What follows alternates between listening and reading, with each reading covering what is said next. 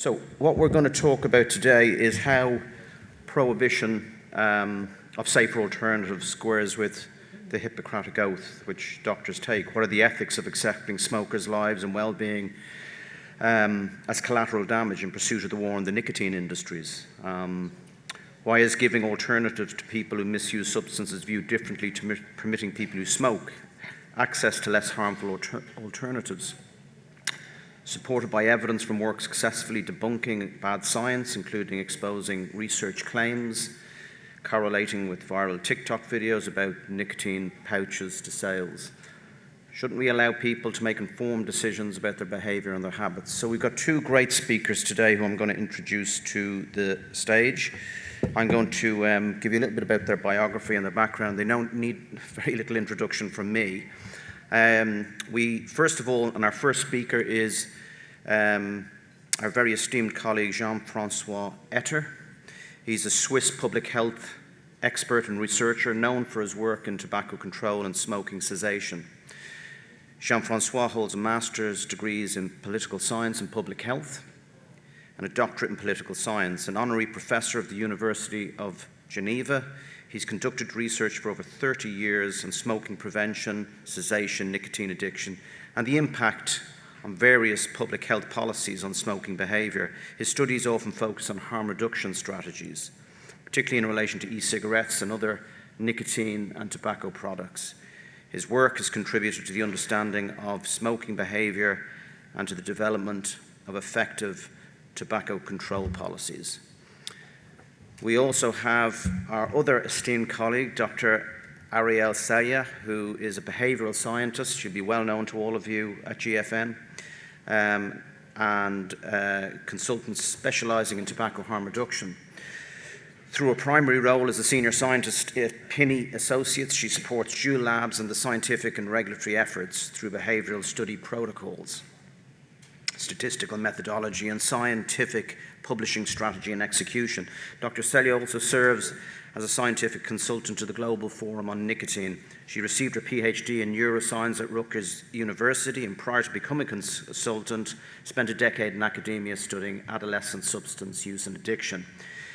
In addition to being a prolific contributor to the scientific literature with over 70 scientific publications to her name, Dr. Celia is also actively engaged in both post-publication critiques of published research and in communicating scientific findings to broader audiences on social media such as Twitter, Substack, and YouTube, etc. So without any further ado, I am going to invite Jean-François, and he's warned me that I need to slow down. I speak too fast, and I've promised him I will do that. So Jean-François, if you'd like to come to the podium here. Thank you very much, Garrett, and good morning, ladies and gentlemen. Thank you to the organizer for inviting me. Can you please project the presentation? So I was challenged by the organizers to speak about the ethical issues around prohibition. I start by saying that I do not have any conflict of interest in the field. So prohibition is not anymore a marginal approach to this field. If you look at this position paper on tobacco harm reduction published by the World Health Organization last year, you can see that they start by saying that government can best protect health by implementing measures that includes, and the first line in the list is a ban of manufacturing, distributing non-combustible products and enforcing those prohibitions rigorously. So this is the WHO policy right now, and it's followed with effects. Several countries don't just ban selling, but also using these products, e-cigarettes in particular. I've listed a few of them here. It's only examples where users can face heavy fines or even prison for using these products. And other large countries, some of them are listed here as examples, prohibit selling e-cigarettes, Now you also have partial bans, like, for instance, in Australia, where e-cigarettes are available only by prescription. Japan bans nicotine-containing e-liquids. Disposable vapes are banned in many countries. It will be illegal in the UK next year to sell tobacco to people born after 2009 and to sell vapes to people under 18. And many countries also ban flavors in e-liquids, as you know. So the ethical question here is, given then most of the harm come from the combustion, not the nicotine itself, and that some smokers have great difficulty quitting smoking or just will not quit smoking, then it is ethical to deny them access to low-risk alternative while cigarettes remain widely available and are not subject to similar bans. So let's examine this using the basic principles of bioethics and public health ethics, which are the respect for persons and their dignity and their autonomy, the principle of beneficence and non-maleficence, the principle of justice, and in the public health perspective, social justice. So let's start by acknowledging that in the field of nicotine and tobacco, the user's autonomy is limited by nicotine dependence, so it may undermine their ability to make autonomous decisions. In particular, vulnerable people, like people with mental health issues, who have great difficulty or greater difficulty than other people to quit smoking, or illicit drug users, or vulnerable and marginalized population where there is a high smoking prevalence, a social pressure to smoke, and it's people who have more difficulty stopping using the substance. Of course, at the core of the debate is young people and the risk for them to become addicted to nicotine or to tobacco, and I think we all agree that it's necessary to protect them through measures that are effective, proportionate, and ethical, and that respect their dignity and autonomy. A corollary of the autonomy principle is the duty to inform.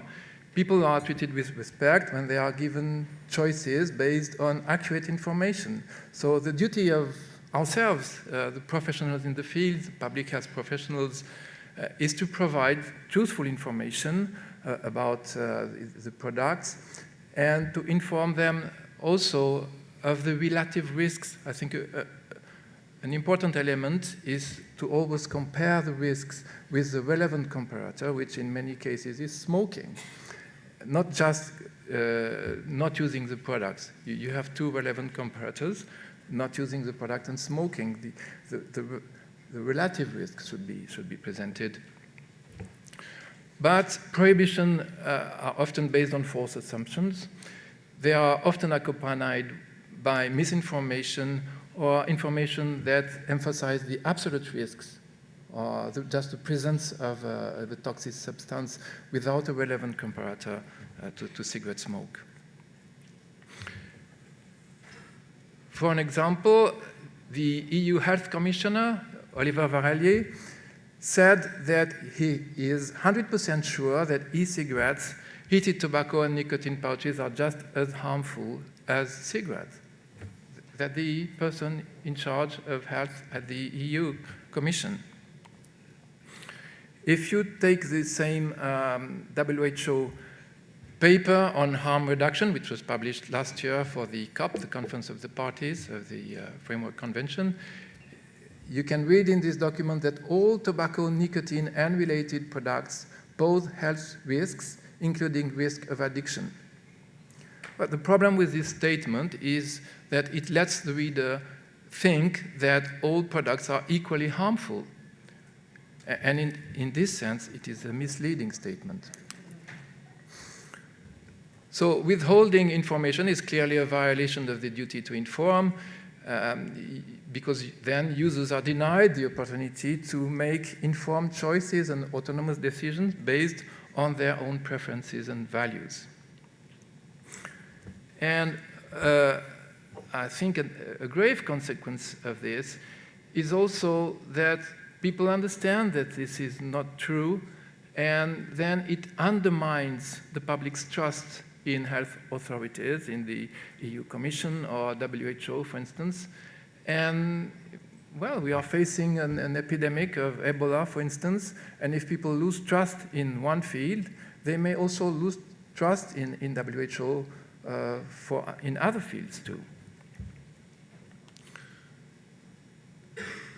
Prohibition, of course, is also a way to deny users the opportunity to choose autonomously, and it's paternalist also.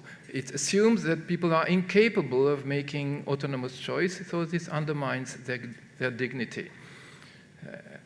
I think the prohibition is like the nuclear option.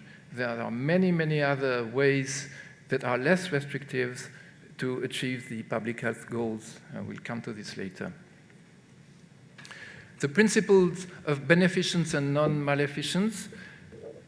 If you ban non-combustibles but do not ban cigarettes, then the only thing you do is that you change the user's preference, the market preferences, and you give a competitive advantage to cigarettes. And then it perpetuates smoking and causes more harm than good. The logic of prohibition is quit or die. It's a very harsh logic that completely lacks compassion. It lacks compassion for the people who have difficulty quitting smoking, in particular the vulnerable groups who will be most impacted by these measures and by enforcement by authorities. So it's hard to believe that these prohibitions have as their primary goal the protection of public health. Rather, they're motivated by other objectives. Preventing nicotine use by young people, which could be a valid objective, but also a moral aversion against nicotine, or just political and strategic and electoral considerations, ideology. And because they are founded in ideology, because they are very ideological, these bans are not proportionate, and harm reduction is a more pragmatic approach.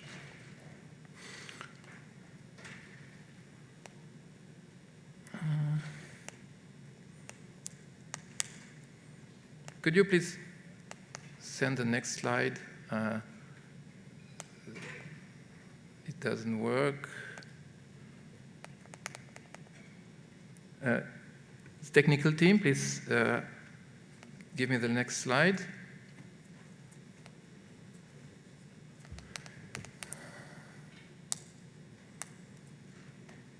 Okay, I'll continue with my paper. Excuse me.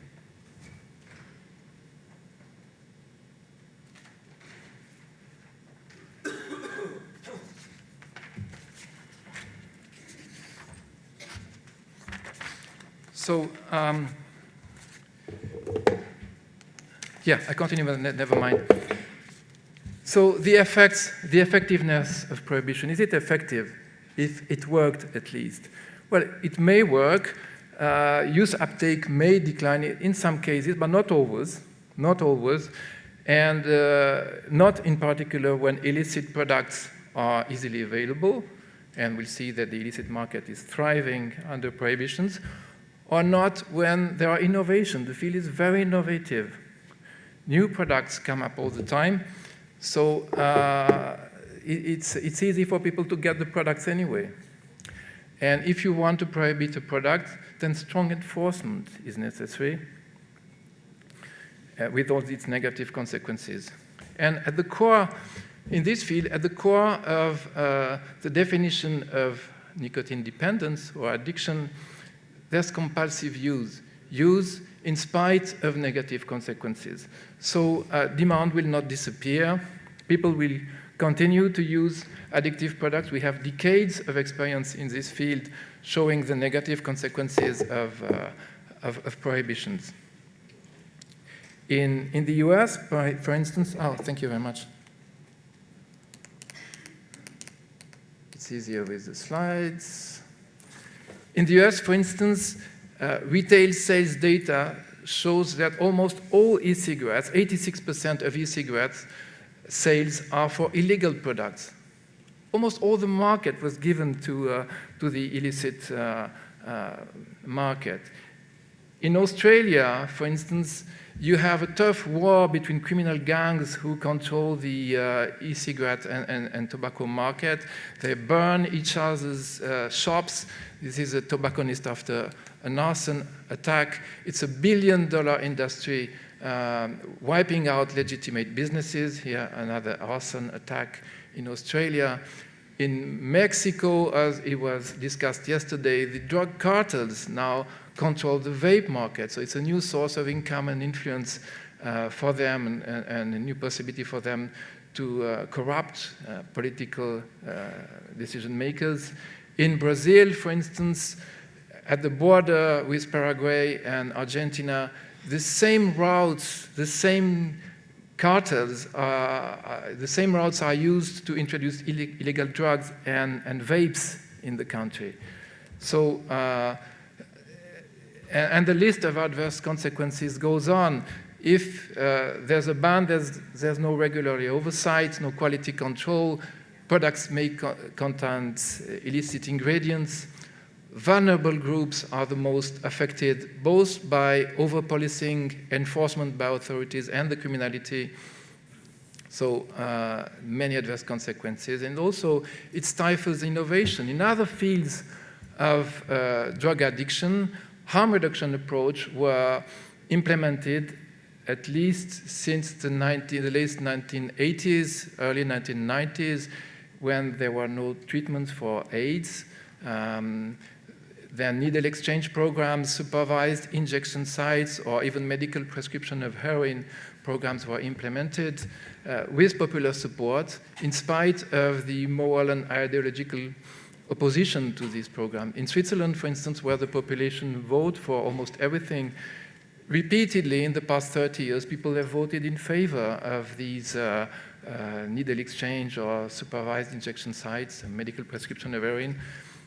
It has popular support, but if you prohibit a product, then you stifle innovation and you favor cigarettes over the innovations. Also, I think when people say, well, let's apply the precautionary principle, then they may think, well, we'll ban the product. That's the necessary consequence of a precautionary principle. But no, it's a completely incorrect application of this principle. The European Union has a structured approach to this precautionary principle that says that, first, in case of uncertainty, then we need the fullest possible scientific examination of the situation. We shall examine the costs and benefits of action and inaction. This evaluation and the writing of the regulation should be done with the participation of all interested parties, including the consumers. Measures should be proportional to the chosen level of protection. Measures should be non-discriminatory. Comparable situations should be treated similarly. And measures should be consistent with action taken in the past in similar situations. They should be reversible. Much of the time, the bans are not reversible. They should be reversible if data and new scientific studies show that they have negative consequences, and the burden of proof should be assigned. The regulations should say who should bring the proof, either the consumers or the producers or the government, but the burden of proof should be assigned. So this is the correct application of the precautionary principle, and if it was correctly implemented, certainly measures other than bans would be implemented. Now, at the core of this debate is the situation of young people. We all agree that they require special protection because they may be immature or inexperienced and may not be able to make autonomous decisions as adults do.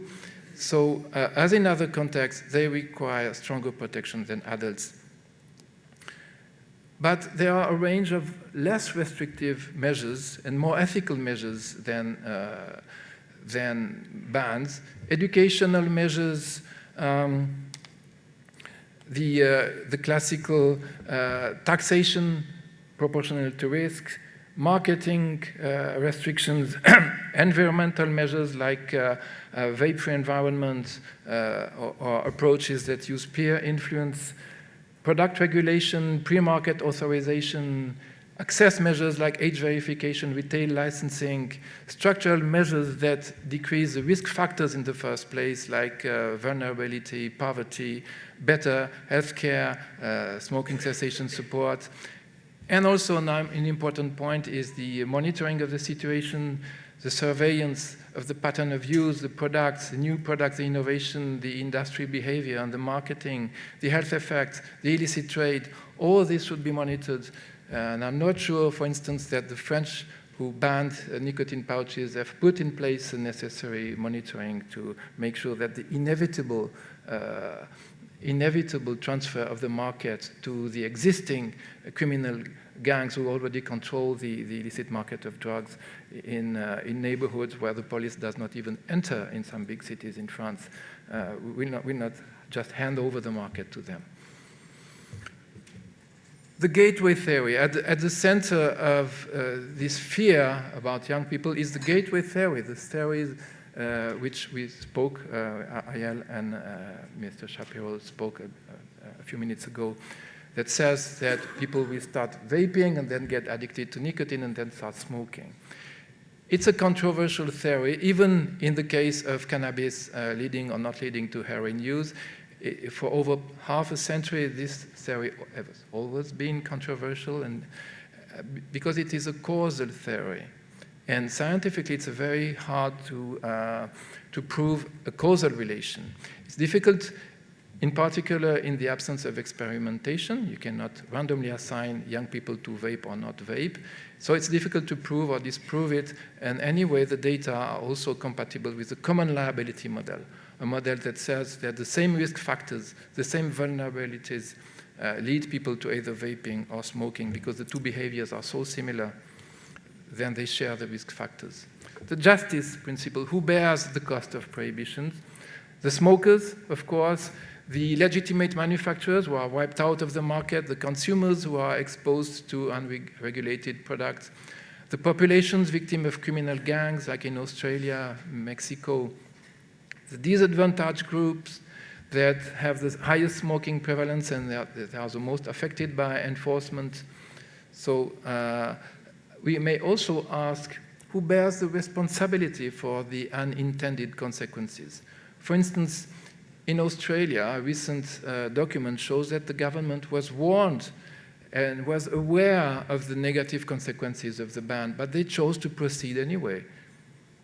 So when governments and the proponents of bans spread misinformation, when they were warned but chose to proceed anyway, then who's going to hold them accountable?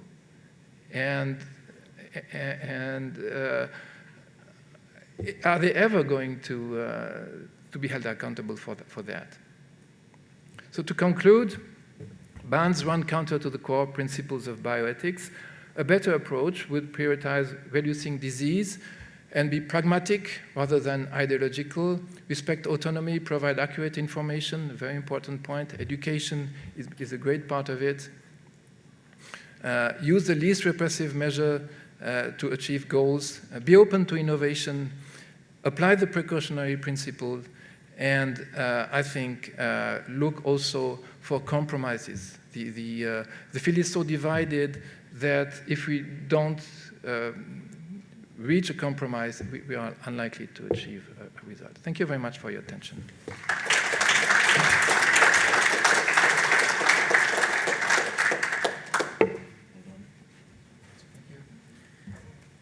Thank you very much for that, Jean-François. That was an excellent look at the impacts of prohibition and what we can do to avert this. I'm going to bring Ariel to the stage. As I said, I've done my introduction, so with no further ado, Ariel, I'll let you get your slides up and get moving.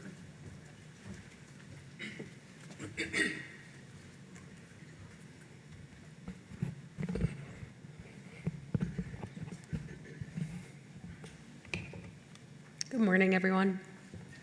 If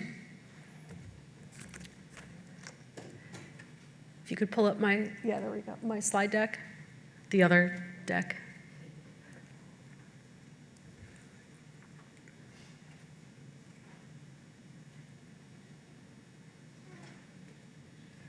No, this is the wrong slide deck. It should be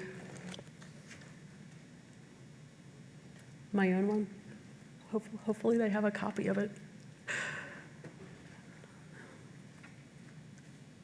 There you go. Perfect, thank you. Okay, good morning. If you don't know me, I'm Ariel Celia. By way of disclosures, I work for Pinney Associates. We consult for Juul. I advise to GFN.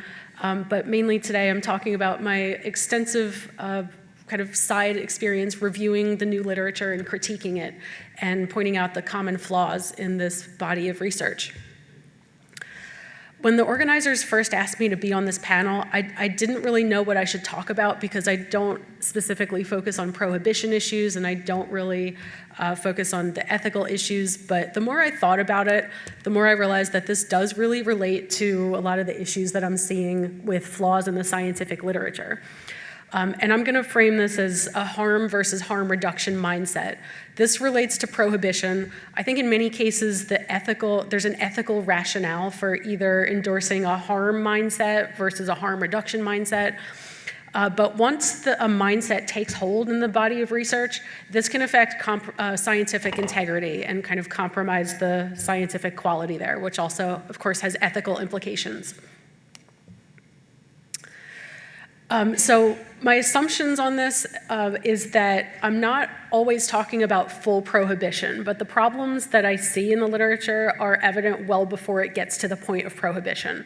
So the distinction I'm making here is between a harm mindset where you take a safer product like e-cigarettes and you're only focused on what can go wrong, what are the harms, what are the health harms from this, what are the addiction harms, what are the harms to youth, versus a harm reduction mindset where you're saying, well, is it better than the alternative, which is probably cigarette smoking?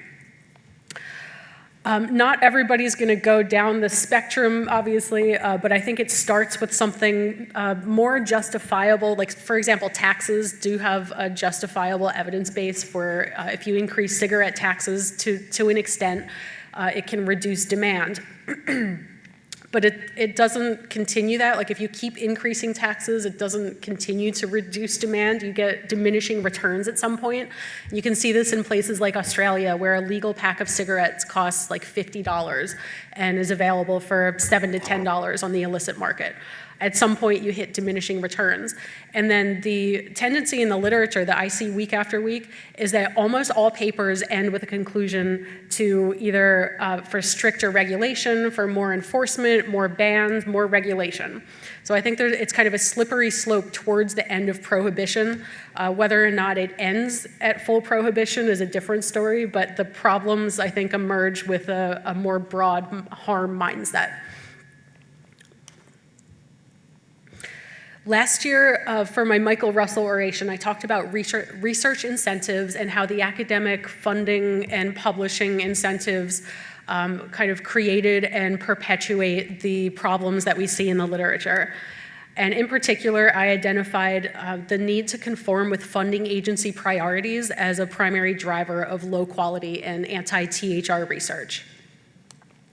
And I think that's where the harm mindset has originated in a lot of cases. Like research funders in large part set the questions worthy of being asked.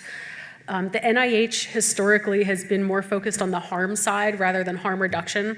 I believe NIH has softened up a little in recent years, but the other minor funders of academic research, especially in the US, such as Bloomberg, American Heart, American Lung, they're all very anti-e-cigarette. So when funders are more often focused on harm rather than harm reduction, this determines the study design, the research questions being asked, how you define variables, what statistical analyses you do, and what conclusions you draw. And I thought, let's go through an example of research on e-cigarette flavor bans.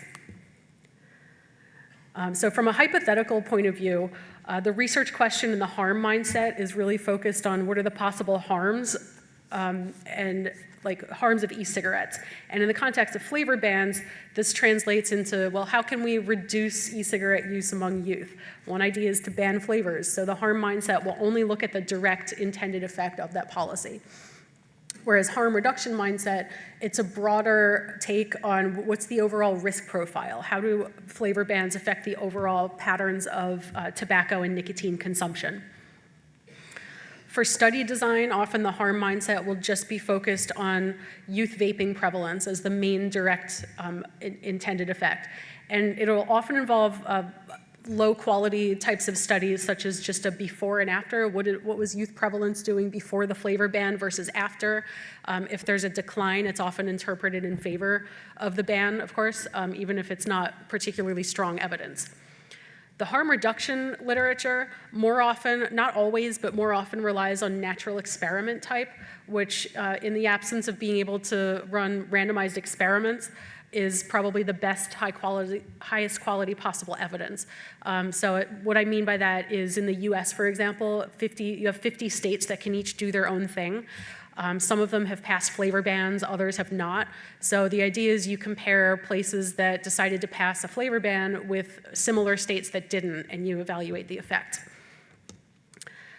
I'm not going to go through all of this line by line, but essentially, I think you get the idea. The harm mindset is really only focused on what can we do to reduce harms of e-cigarette use versus harm reduction is broader, and it includes considering possible unintended and harmful effects. Running through some examples in the recent literature on e-cigarette flavor bans, I've got some good examples and bad examples here. So first up, we have a flavor ban analysis in Finland. And the main findings there in terms of prevalence was that current vaping was 2% both before the ban and after the ban. So no obvious effect here of the flavor ban, but the conclusions supported the flavor ban anyway because they did kind of a different analysis. They spun it by looking at the profile of current, former, and never use. And since they found changes before and after the ban, they concluded that the flavor ban had some kind of effect, even though it wasn't really detectable at the population level. Also, people continued to use flavored e-cigarettes after the ban in large numbers. So really no detectable effect of the policy, but the conclusions supported the policy anyway. Next, there was a paper in the US looking at flavor bans across US states. This analysis focused on the fact that e-cigarette sales decreased by 30 to 94% across states, which they concluded a success of the flavor ban. But the big missing question is what happened with cigarette smoking. This wasn't even examined in the paper, yet this is a well-known indirect harmful consequence of flavor bans. Another paper in New Jersey actually did look at effects on cigarette and cigar sales, and they did find a short-term increase following the e-cigarette flavor ban. So the ban shifted some of the consumption away from flavored e-cigarettes and towards cigars and cigarettes. And the authors kind of remained neutral. They didn't seem particularly concerned about the unintended effects, and they said, well, this was only a short-term effect. We need more research on long-term effects. But if you already have a short-term effect of harm, how long do you need to go before it makes somebody question the value of that policy? A more recent paper in the Netherlands after a flavor ban, found that 40% of youth and young adults either reduced or quit their vaping entirely. That included 22% who quit. Yet in the same study, they reported that 6% of all participants started smoking because of the e-cigarette flavor ban. And the conclusions are still in favor of the flavor ban. And I think what they're doing is maybe weighing the 6% against the 22% and saying, well, the 22% is bigger. But that assumes that there's a trade-off, an equal trade-off in terms of harm, and of course there's not. Any small increase in cigarettes can quickly undermine any public health gains by a reduction in vaping. So this paper is a situation where they're ignoring the harm to support the policy anyway, so it's keeping with the mindset in spite of the evidence. A couple more quick examples. The pro-harm reduction side is not immune to these problems either. So the first one is a recent study in South Korea that looked at product substitution between cigarettes, e-cigarettes, and heated tobacco products.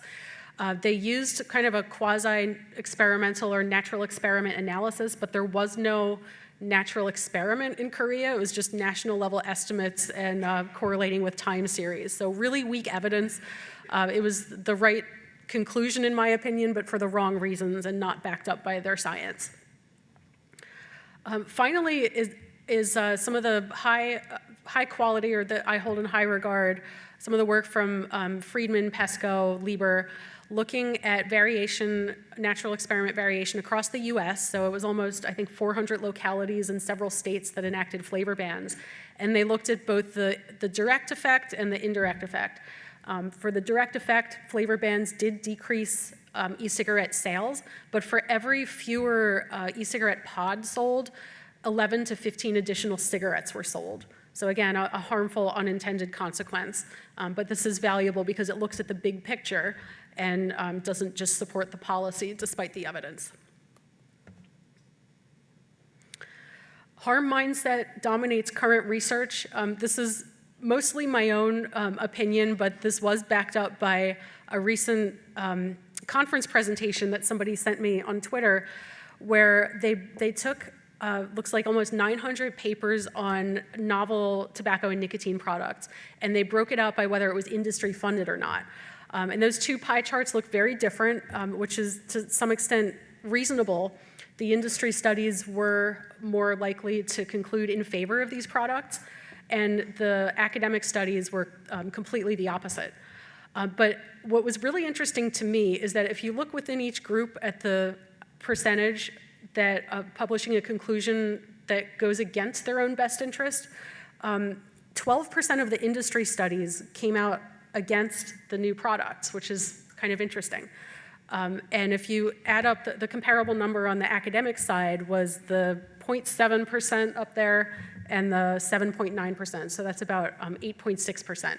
Slightly higher in the industry group, publishing against their best interests. So it kind of raises the question, who was the biased one here? Bringing it back to ethics and prohibition, I think ethics in part drives the research mindset, but once a research mindset dominates the field, as is the case we have now, it invites and allows unethical research practices to perpetuate. So this can show up in the form of unchecked confirmation bias when a researcher is interpreting their results, dismissing or downplaying documented harms. And this goes unchecked by peer reviewers, journal editors, and colleagues because they're kind of blind when they have the same mindset. It's really important to have like cross communication so that, and that goes for our side as well. So we're not susceptible to the confirmation bias. But unfortunately, a lot of papers that I see are choosing the research mindset that they started out with over the evidence in their papers. And of course, low quality research, which can happen in both sides, has ethical implications for public health. So restricting access to less harmful products, as Jean-François just argued, is an unethical issue. And policies that create unintended but not unpredictable consequences. Another couple of other ethical related topics that I wanted to include here is the first one's related to IRB mission creep. So if any researchers in the room will know that before you do any research on human subjects or animal subjects, you need to secure ethical approval.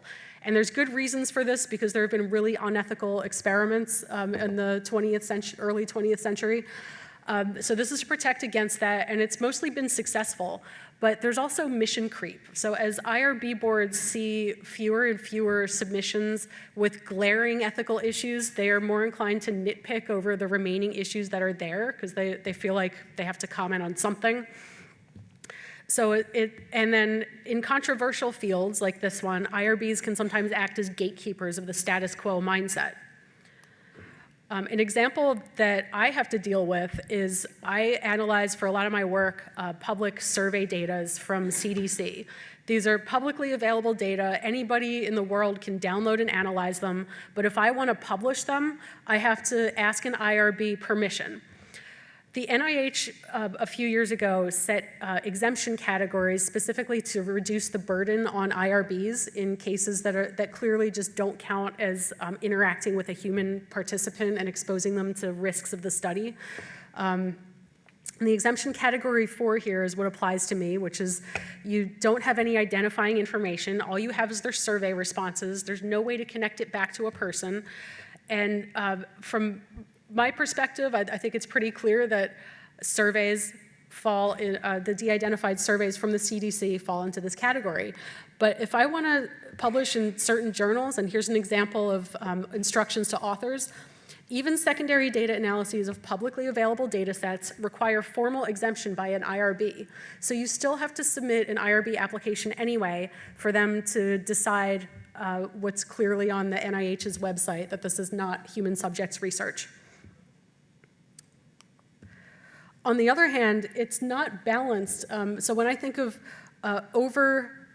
kind of micromanaging human subjects research with minimal risk research, on the animal side of things, things are completely different. So they seem to rubber stamp these animal studies that have little to no value for human research. I asked Copilot for some examples of this.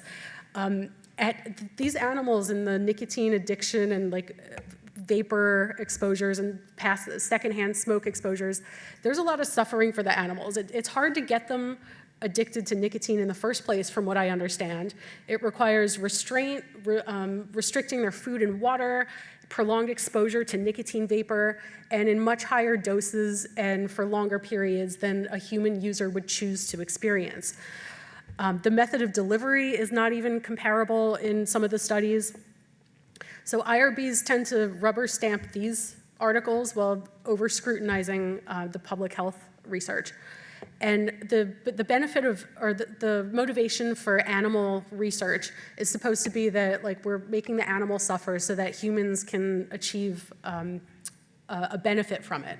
And in some cases that's justified. I'm not blanket anti-animal research, but in the case of nicotine exposure, when the exposures are not even relevant to human consumption or human clinical outcomes, not only is there no value, but it seeks to feed a lot of the alarmism in the media and in the studies out there. So if anything, it's harming humans as well. Another ethical gray area is this research that exposes youth to vaping ads to see like what features are attractive and should be banned. So among these researchers, there's a nearly unanimous belief that marketing exposure is a strong driver of youth use. That may be the case, it may not be the case. I haven't seen super convincing evidence because I don't think they account for, or they always account for like pre-existing interest from the participants. But in any case, some of these studies even involve young non-users who have never used nicotine. It involves exposing them to e-cigarette advertising content, either real or hypothetical, and looking at what effects or what features of the ad will make them more interested in e-cigarettes. But aren't they worried about the harmful effects, or worse, that their research might be misused for purposes that they wouldn't approve of? And what's the point of doing this when advertising is already heavily restricted? Another help from Copilot, I asked it if any of these studies that expose young non-users to marketing exposure, have they discussed any of the ethical implications? And the short answer, this may or may not be correct, but I certainly haven't seen it. No evidence in the paper that this ethical tension has been discussed. There's no way for me to know whether the IRB flagged this, but it didn't make it into the publication or into the public sphere. Okay, wrapping everything up, ethics in part drives the mindset, whether it's harm versus harm reduction. And my thinking here is that prohibition is at the extreme end of the harm mindset, but the problems start well before it gets to that point. Dominance of either mindset can compromise the quality of the research. So in the harm dominance mindset, which I believe we're currently in, there's excessive focus on any measurable harms without putting them into context against cigarettes or against like established safety thresholds. In a theoretical world where harm reduction dominance, that might be bad too, because the focus, as I think about it, might be on more incremental products being safer, like this is slightly safer than the other one, without really keeping track of the absolute risk. So the absolute risk could be ignored if that were the case. But currently, about 70%, think back to those pie charts I showed you from the conference presentation, the current mindset dominates with about 70% of overall articles being anti-nicotine and tobacco product. Ethical implications of this are that it allows questionable or unethical research practices to go unchecked. It allows ethical gatekeeping of the status quo mindset, and it maintains the harm mindset in some cases despite the opposing evidence that's published in the very paper. And articles as a whole, as I've been following the literature for several years now, they almost always call for increasing regulation. So where will it end? Hopefully not in prohibition. But if it does, this is especially important why research integrity is so needed, because it's an extreme measure, prohibition, and you have to have it backed by really, really strong evidence, which is not there in my view. Thank you. These are my socials if you want to follow me more.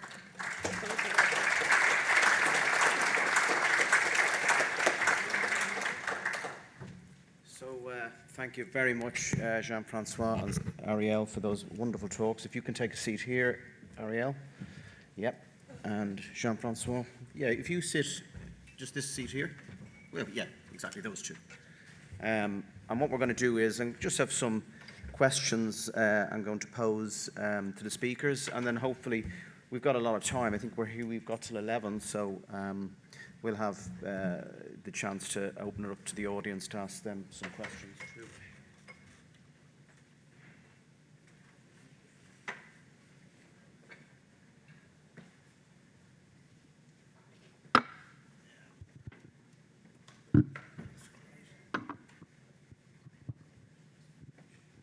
So listen, that was fascinating, as always. I'm going to ask, maybe open the question to Ariel first. And I suppose the question, you've touched on this very much in your talk, about how do we balance the kind of inestimably lower risk of non-combustible products against the sort of absolute goal, which is tobacco control and of nicotine cessation. I suppose you could call it harm reduction versus harm elimination. How do you see that kind of playing out, or what's your views on that?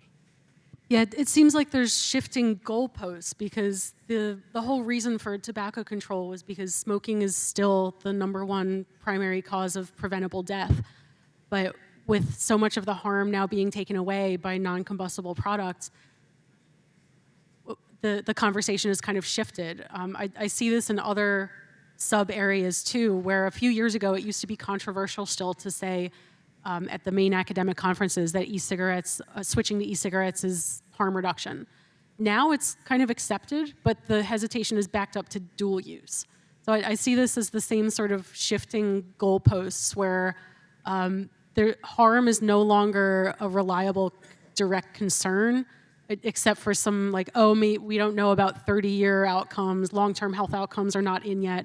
But with emerging evidence, it's becoming less of a defensible position. So I think that it's shifted now to nicotine overall.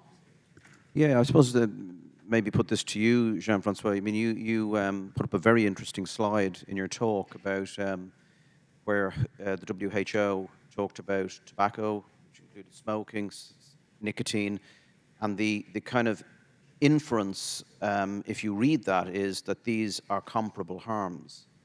And we know very, very well that they are not. They are vastly different harms, but the public and anybody reading that document would think, oh, these are equally harmful. I mean, I suppose from my own point of view, the whole idea of harm elimination is nonsense. There's no harm elimination anywhere in the world. What's your sense of this? When are we going to get a change where harm reduction will be accepted, I suppose? I don't know, but yes, the WHO documents recently and their policy is really appalling. For instance, they are now presenting harm reduction as a tobacco industry plot and tobacco harm reduction proponents as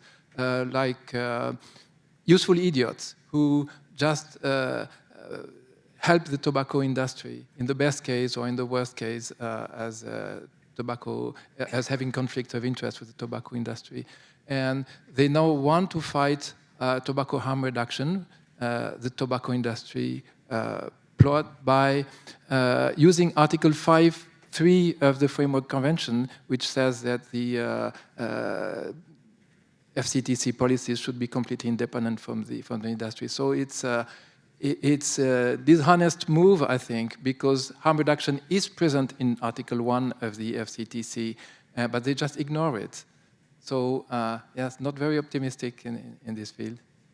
I suppose the other question I was going to ask you, Jean-François, is, I mean, what happens? I mean, we're seeing it already, but what happens if ultimately they get their way and they heavily restrict safer, non-combustible products, and they have a free market for combustible products? I mean, what is the likely outcome of that, number one? And I suppose number two is, should the policymakers be held accountable for the negative outcomes that happen as a result of those policies that they so are passionate about?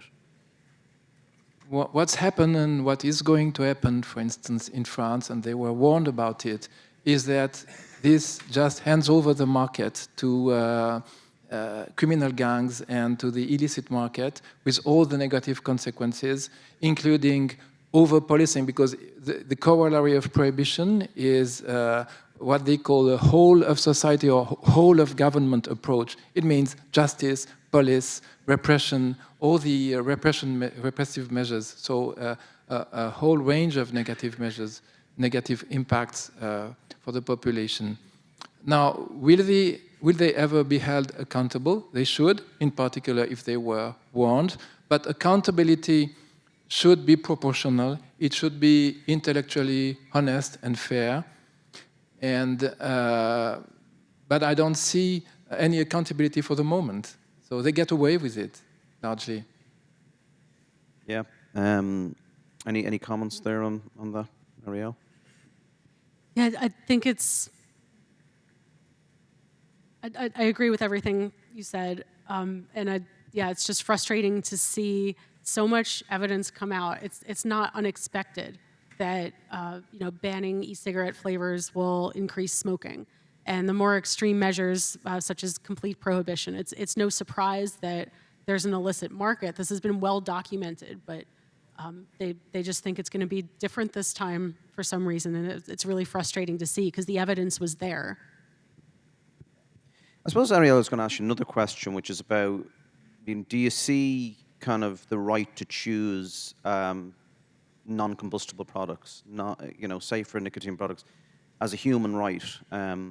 Should consumers be able to, and smokers be able to choose for themselves? And if so, if that's the case, where do policymakers come in terms of regulation? I mean, is it a free-for-all, or do policymakers have a role? Where do you see that balance, trying to get that balance right? Yeah, I definitely think it's a human right to allow somebody to access products, even combustible cigarettes. Back when I was a postdoc, I didn't really ever believe in the coercive measures. I think it's public health's job to educate people about the risk.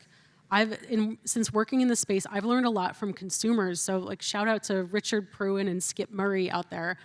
They've talked about how using safer nicotine products has helped them with their ADHD symptoms. Richard Pruin talks about how he tried kind of traditional psych meds and had horrific side effects. Nicotine's the only thing that worked for him. Who are public health people to tell somebody how they can manage their own internal state? As long as they're informed of the risks and there's appropriate consumer protections in place, I think everybody should be able to access the products. Yeah, no, excellent. Jean-François, are you in agreement with that, do you think? A basic human right? What do you think? Yes, it is a human rights issue. In particular, as I said, in countries where smoking prevalence is decreasing, then you have a population of smokers with a high proportion of people with mental health issues or vulnerabilities, and the impact falls disproportionately upon them. So it's clearly a human rights issue in this. Yeah, no, I agree. I suppose I was going to ask you, Jean-François, about the whole youth use kind of issue, because it seems to me that internationally, when policies are made, particularly restrictive policies, they tend to be driven by this concern of the youth. We use very sort of inflated, hyperbolic language like epidemic, youth epidemic use, and nicotine in the developing brain. How do you think we can get the balance right between protecting youth on one hand and making sure that the people who need these products, i.e. the smokers, can get ready access? So how can we balance this in a way that maybe will please everybody? I mean, I'm being altruistic here, but I just wondered, do you think there's a way of doing this to get this right? Yes, it's actually a challenge. Maximizing youth protection risks harming current smokers, and mortality in the next years and decades will occur in people who already smoke today. And because of the market is changing so rapidly, young people may not take up smoking as former generations did. The answer, I think, depends on every country. It's different. It's really different. If you look at the statistics of vaping and smoking, it's different. In Switzerland, for instance, young people have taken up vaping, but smoking has not decreased that much. In the UK, it changed over time. You have the fantastic Toolkit study, which showed that smoking decreased, but then started to stabilize or even increase. In the US, it's different. So it's different in every country. You cannot generalize, and you cannot use these historical trends. You cannot interpret them as causal. So the situation and the response is implementing all the measures which I listed previously, but adapting them to the local situation. And I think involving users and representative of users in the policy-making process, it's extremely important, I think, that every stakeholder is consulted, takes part in the decision, and that we reach compromise.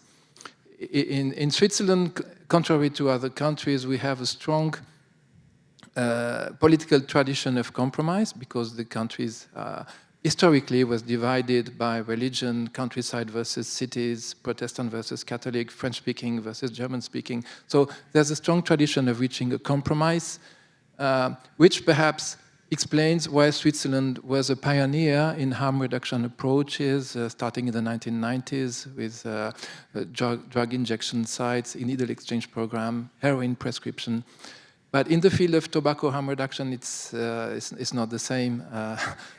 The big public health, the enemy used to be big tobacco, but now we have also to tackle big public health. They are against tobacco harm reduction, largely. Not all of them, but yeah. Do you agree with that, Ariel? Yep. Yeah. So I was going to ask you, Ariel, maybe about taxation on safer products. I mean, we know from the research, long established over many decades, that lower income countries and lower income populations within countries have the highest smoking prevalence. What's your view on taxation in terms of this? Because it seems to me that if taxation is very high on these products, or there at all, it's going to negatively impact more disproportionately those people who are impoverished. What's your sense of that?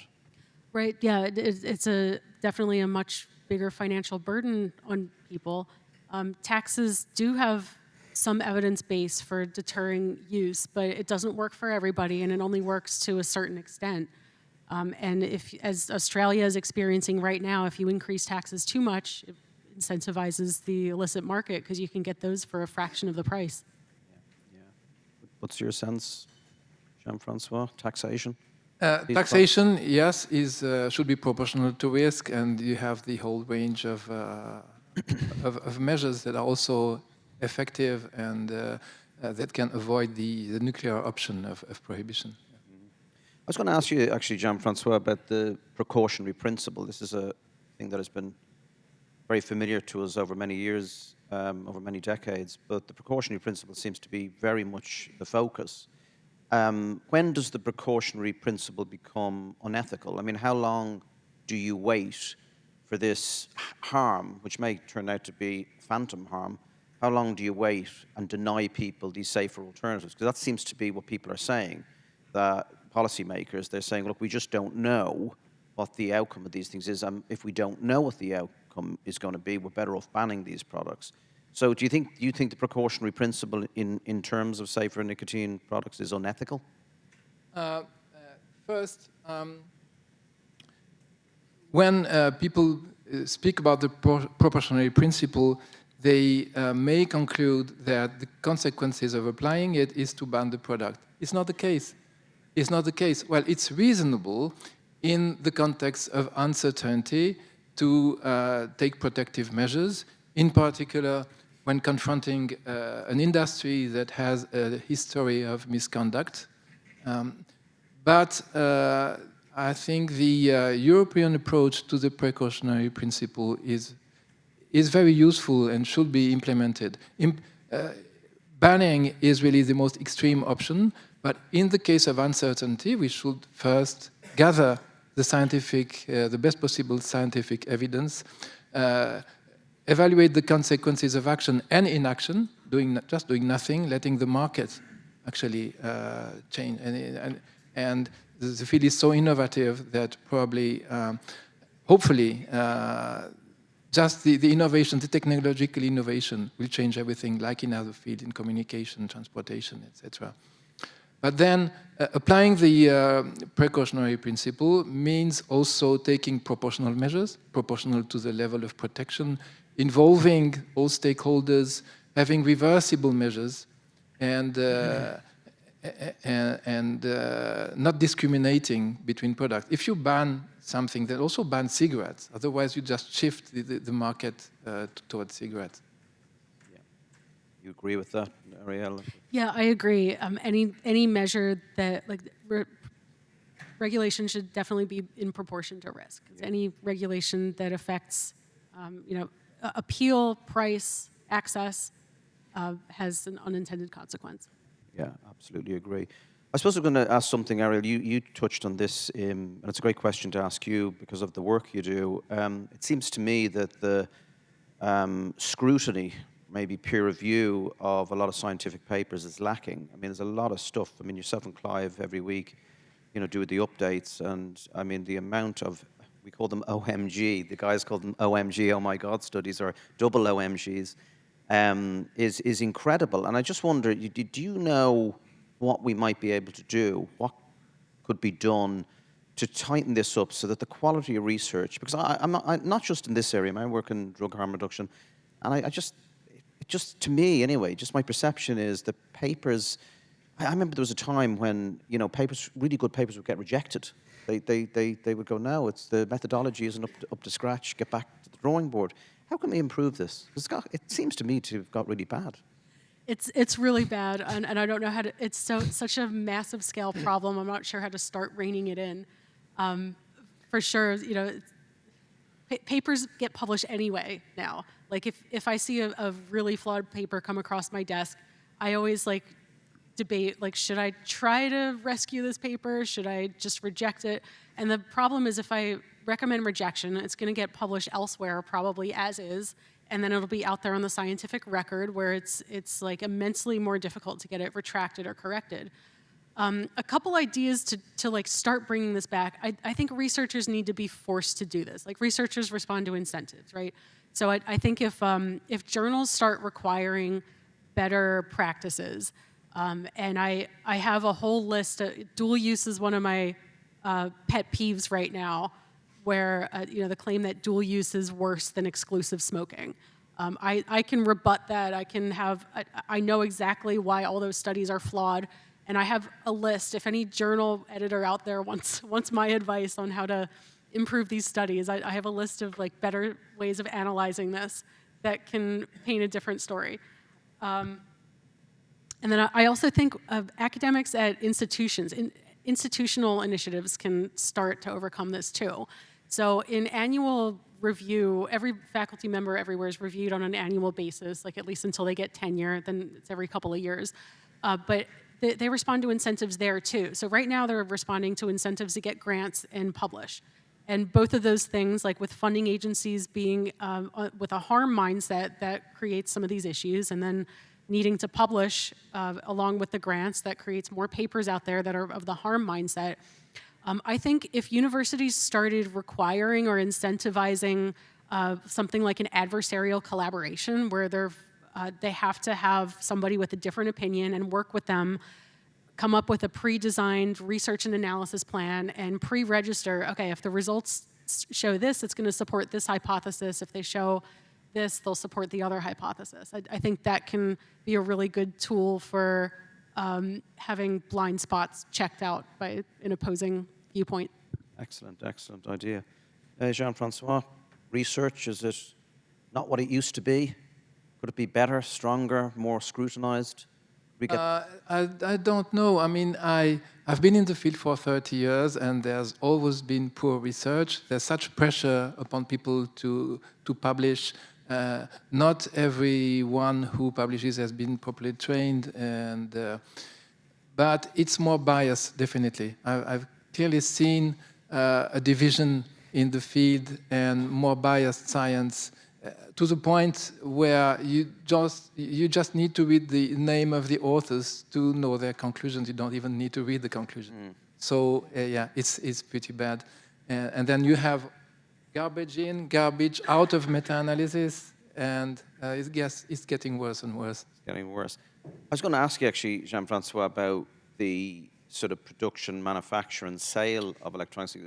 The kind of opponents. Really, I mean, many of the opponents, certainly in my country, will say things that are not actually true, but I wonder, is it that important? Who sells these products? Who manufactures them? So the big thing is that if it's the tobacco industry that are doing this, that's evil. It's a bit less evil if it's independent, vaping companies, etc. Does it matter? Do you think it matters who sells these products, other than the optics of it? Forget the optics. It matters a lot, of course, it matters a lot, but you don't have good guys and bad guys, there's pros and cons on each side. The tobacco industry, of course, has a history of misconduct, and they also continue to push cigarettes. They have a strong political influence. They are very good at lobbying, at obtaining harsh regulations that only they can survive, so they eliminate the competition this way. But on the other hand, they also conduct very good research. They invest a lot in R&D. They are very innovative. And the smaller companies, yes, they are very innovative. I visited e-cigarette factories in China a few years ago, and I was very impressed by how young the CEOs are, how competitive they are. Innovations come from the competition between these guys. But on the other hand, some of the smaller companies have conducted irresponsible marketing toward youth. They supply the illicit market. And some of them produce products of inferior quality. So it's not a matter of who produces something, it's a matter of the outcome. And here, I think it's particularly important to monitor the market, to have a surveillance of the market, of the new products and their safety, like implementing safety standards, for instance, looking at marketing strategies. Do they target smokers or do they target young people? And the illicit market also should be documented, and so it's more important, I think, to focus on the outcome than to focus on the identity of the manufacturer. Yeah, I totally agree with you. Would you agree with that, Ariel? It matters that the products are safe and that they're well produced. Because I mean, one of the things I would say is, the tobacco industry get criticized for selling safer products. I mean, that's illogical. I mean, they know the direction of traffic. They know that it is moving in an upward trajectory away from combustibles. Why should we fear the tobacco industry selling them? And this idea that they tricked us all those years ago, they're tricking us again. What's your sense of this? I think it goes back to a deeply ingrained harm versus harm reduction mindset, because in the harm mindset, you think the comparison is often to not using any product, and they think that the massive declines in combustible cigarette smoking would have happened anyway, and that the rise in non-combustible products is offsetting that or undermining that. But I don't buy into that, because there's a fairly stable proportion of nicotine prevalence use when including all products. It's just population shift between different products. But that's not their mindset. Their mindset is that if this goes away, the alternative is that nobody would use nicotine. Yeah, no, I absolutely agree with you. I was going to ask you actually, Ariel, about flavors. I mean, I kind of know, you know, from your talking, from hearing you talk before, what your view is on this. But one of the things that we often see is the countries go steaming in to getting rid of flavors in the idea that they're going to protect youth and leave only tobacco flavors. And I suppose the question I would ask, not so much the obvious question about flavors, but maybe how can policymakers be more informed before they go steaming in? They go steaming in and they make these regulations, and we know what the outcomes are, and the research will show that you get an uptick in smoking prevalence and less of the products are used. How can we inform policymakers, you know, more so that they understand the, you know, we call it unintended, although when does an unintended consequence become unintended? I mean, when you keep doing it, it's predictable, isn't it? Yeah, exactly. Yeah, no, the research has always been there. I guess I don't know how to get through to policymakers because I think the flavors is linked to the youth use, and that's an emotional issue for a lot of people. They want to protect youth, which is reasonable, and that's important to make sure that young people are not accessing products.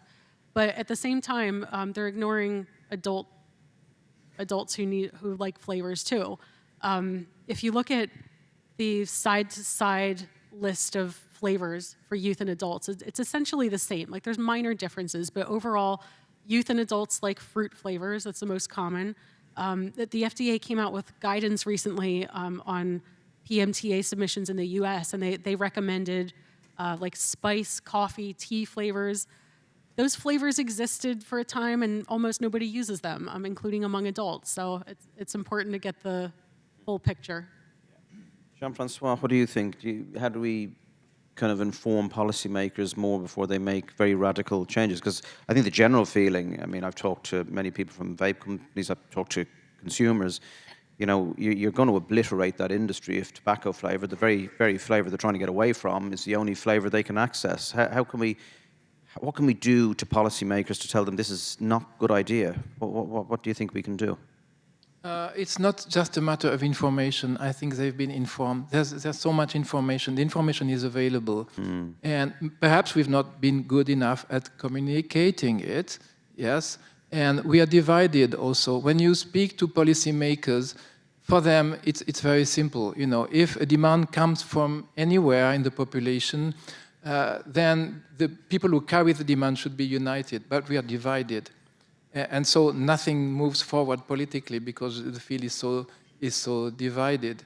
And also, the scientific evidence or the information is just one element in the political process and not the most important one.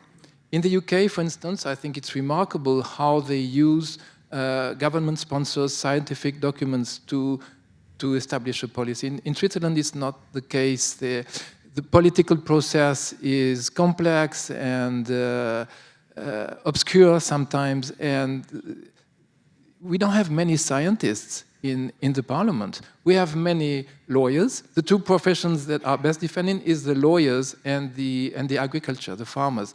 They are very politicized and very active politically at the local level, at the national level, but there are few doctors in the parliament, few scientists. They're not interested enough in the struggles of policy making to be influential. Yeah.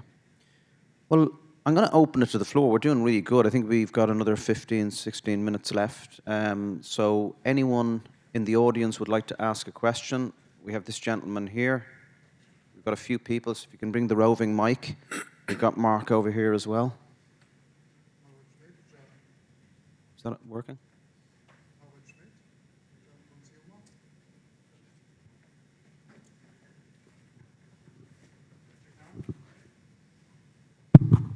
Oh, now it works? Okay. Norbert Schmidt, German consumer here. I have an ethical question about information presentation. There are two facts, scientific facts about nicotine.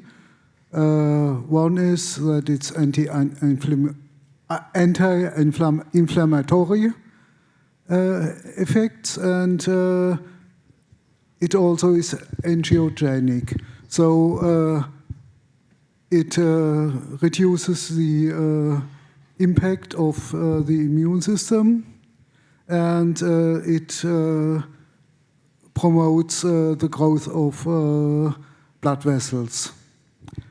Now, usually anybody would consider that positive effects, but I've heard that framed as it compromises the immune system. Well, yes, technically it's true, and it promotes the growth of tumors. Well, technically true too, but that's with almost every substance that is anti-inflammatory and angiogenic. How is this ethical communication of information? Yeah, anyone want to take that one up? A nice, easy question to start. I guess I'll just react that this aligns with the harm versus harm reduction framework, because in the harm dominant mindset, you focus on any little possible harm and don't have the larger context of how does this compare to other acceptable behaviors or substances, or what's the alternative? Good stuff. Yeah, Mark, do you want to come in? And then I'm going to shop here. Yeah, hi, Mark Tyndall from Canada. I really enjoyed both of your talks, and I have a question for both of you, and it's kind of the same theme, is it too late? So as far as the research goes, I believe strongly that we want to collect evidence, but it's so biased because if you have a journal that's already come out very strongly against harm reduction and very strongly against any kind of liberation of nicotine access, it's very unlikely they're going to publish a study that goes against that. So, for instance, the Canadian Medical Association Journal has come out very strongly with their editorial reviews against that. And if I had the most excellent study that was favoring vaping as harm reduction, it would never get published in that journal. And I think many major journals have already stated their position and would not ever publish anything that goes against the narrative they've said. So maybe Ariel could comment on that. And then as far as being too late with the prohibition, if we allow these illegal markets to already be well established, as we kind of push back on the current restrictions and want to get more access for people, it may be too late. If 86% of American vapors are already getting illegal markets, the people selling those are quite invested in that. And even if tomorrow we had every option for people from a commercial market, they would be more expensive, they would be taxed, there would be more regulation. So the illegal market could always undercut that. And I really feel it's really going to be difficult now in markets to shift that back, because they already have their clientele, they already have products out there, and they're going to fight like hell to hold on to that. And I feel I did a project, a safe supply project in Vancouver, handing out hydromorphone, and the biggest threat to that program wasn't the people that I was helping, it was the dealers who felt that I was taking away some of their clients, and because they relied on that. And I think the same kind of process could happen with the illegal market. Yeah, great question. It does seem overwhelming in the literature when there's so much bad research out there, and then, like you mentioned, it goes into meta-analyses, so it's garbage in, garbage out. But I do see signs of hope. I try to be optimistic about this, and I am starting to see people that were previously hostile to harm reduction now kind of quietly change their mind and endorse it. They don't always acknowledge that they've changed their opinion or come around, but all of a sudden it seems more acceptable to talk about e-cigarettes for harm reduction in some circles. Yes, I would add that you're perfectly right. Once the market is handed over to criminal groups, it's going to be very hard to come back. And so it's irresponsible, I think, to ban this product because it's already written. What's going to occur in France, for instance, is already written. But about the division in the field, the fact that some journals will never accept to publish some papers or some conferences do not accept presentations from people who are not from the right side. I think we have to go back to the root causes of this division. And it's not just a scientific division. I mean, the scientific differences are just one element in the equations. And there are many other causes of this division. There are ideological, a moral aversion towards nicotine, also biased leadership. The Bloomberg funding of WHO is a good part also of the explanation. And if you consider that the WHO leadership is important in this field, because many countries do not have the scientific resources to reassess the situation every time, so they just implement the recommendation of the WHO. Where does it come from, this position of the WHO? Well, perhaps from bias in the leadership of the FCTC and the No Tobacco Group, Bloomberg funding, but also it comes from the General Assembly. The General Assembly of the WHO is where the decisions are made, and there you have very large countries in the south. They have a quite different situation. They have different smoking prevalence, sometimes very low, like in sub-Saharan Africa. They have different demographics, more young people. They have different functioning of the state. The state may be weaker and less able to implement a policy, more vulnerable to corruption. The informal market may be bigger, so it only reinforces the illicit market if you allow this product. So they have a quite different situation, and we should not, I think, impose the views developed in the countries where most of the research is conducted, high-income countries, to lower-income countries.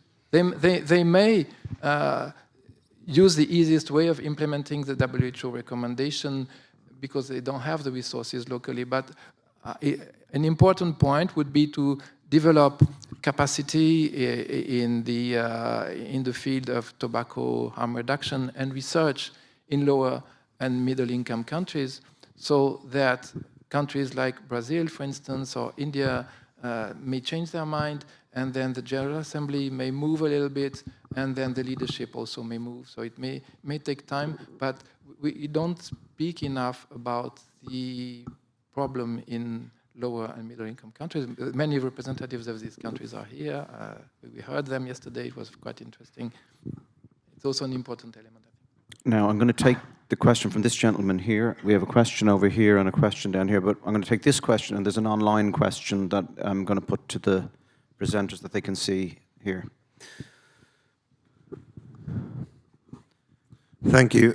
Patrick from Sweden. I was wondering about the research on smoking and cigarettes. Are we done there, or do we know enough? And the second question is, why does not any country ban cigarettes instead of the alternatives?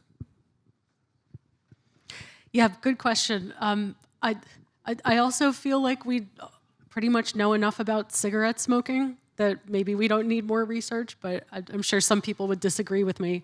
I actually, as a junior faculty member, I was starting to get bored myself with the topic of researching adolescent smoking and risk factors, and I only stayed in the field because e-cigarettes started getting traction, and then I changed my mind about the gateway. So then it became like an interesting controversy where not a lot is known.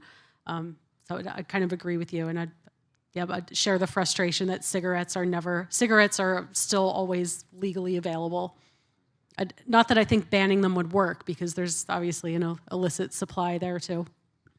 I would add that good research starts with a good question, a question that helps in a public health perspective that helps decision makers, that helps clinicians, consumers, manufacturers. The good research question is a question that is helpful.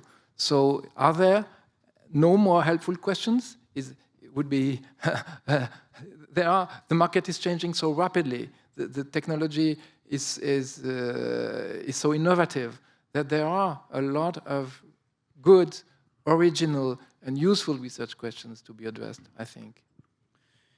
I'm just going to take the online question. I might take this gentleman, and there is one down the back. Fascinating from both the presenters. I would like to ask both of them what would be their approach to reaching out and creating constructive dialogue with those who oppose harm reduction.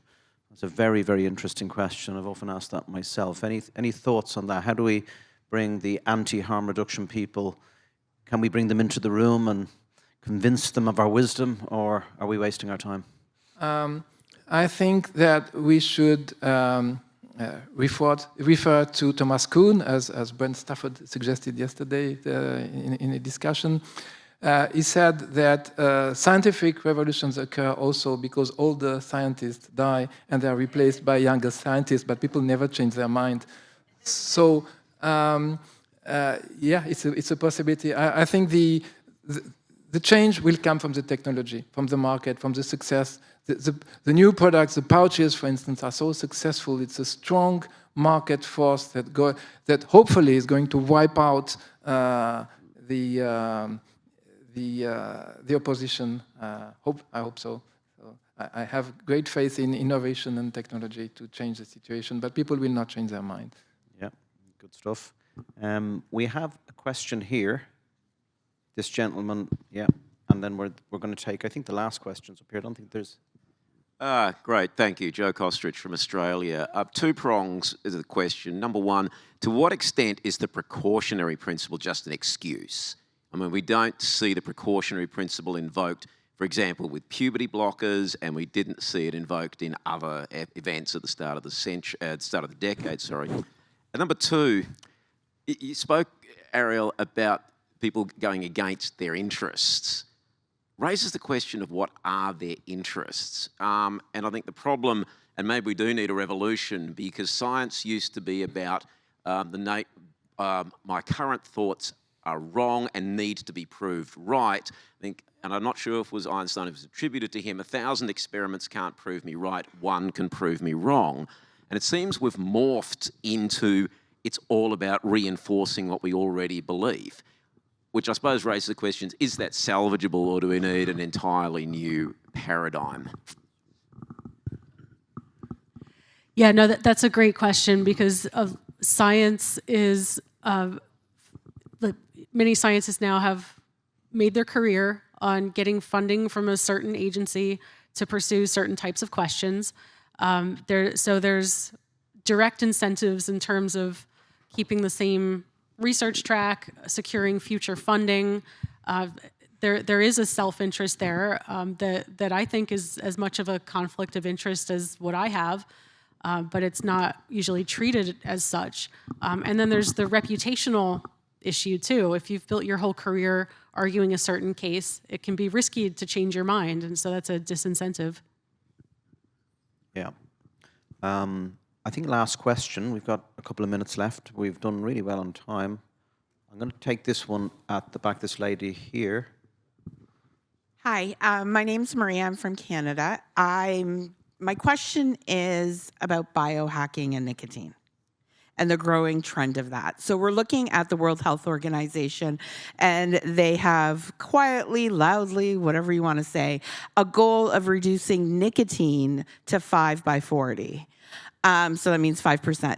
What we're also seeing online is a growing population of biohackers or influencers and doctors who support the idea and the notion that nicotine helps with your health, which I tend to believe that. So we're looking at human behavior, which tends to grow a lot quicker and move along faster, and we can see that through vaping and nicotine pouches. What happens if we go the way of, I do believe, India, who removed all nicotine products except for cigarettes? are we going to end up having a reversal and seeing the increase of people smoking? And I want to be very clear, most people are not using vaping products or nicotine pouches to biohack. They're using the patch. But what happens if those also start getting removed? Because we should have autonomy to take care of our health, whichever way we see fit. Well, it's very clear that if you remove lower risk products, but cigarettes remain available, people will just use cigarettes. They need nicotine. In the 16th century, when tobacco was introduced in Europe, at the time when people traveled by foot and on horseback, it spread across Europe in a few years or a few decades only. And we're never going to get rid of it because it also has positive effects. It helps concentration and focus, and it relieves withdrawal symptoms. So I have little. I can't predict that we'll get rid of it. We just need to allow users to use it in the less toxic way possible. I'm going to let one question because I really love Roberto Sussman, and I think you should be allowed to ask a question. It's over the time, Roberto, but we're gonna make an exception. No, you ask a question. Yep. On science, like sometimes it is very difficult to disentangle what is sloppiness and ignorance from an ethical misconduct, because ethical misconduct is an intention.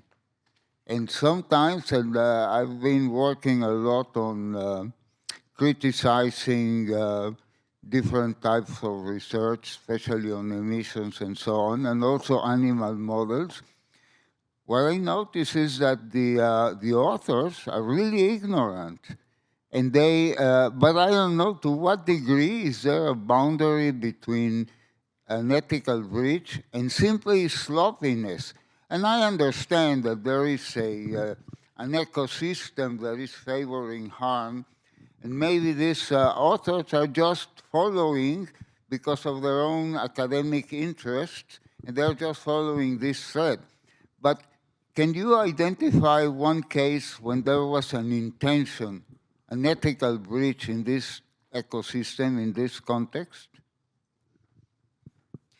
Yeah, that's a good question because I try to give people the benefit of the doubt. And sometimes when I peer review papers, I'll point out if their introduction is biased. And a lot of the times the response is, oh, sorry, we didn't mean to do that. Here's the references you asked us to include. So I think that's probably the majority of the middle, but there are like a handful of bad actors, I would say, that it seems like when I read their papers, I always try to give the benefit of the doubt, but sometimes it's so skewed and so selective that it is more likely intentional. I'm going to bring this session to a close. I'd like you to put your hands together for the two great speakers.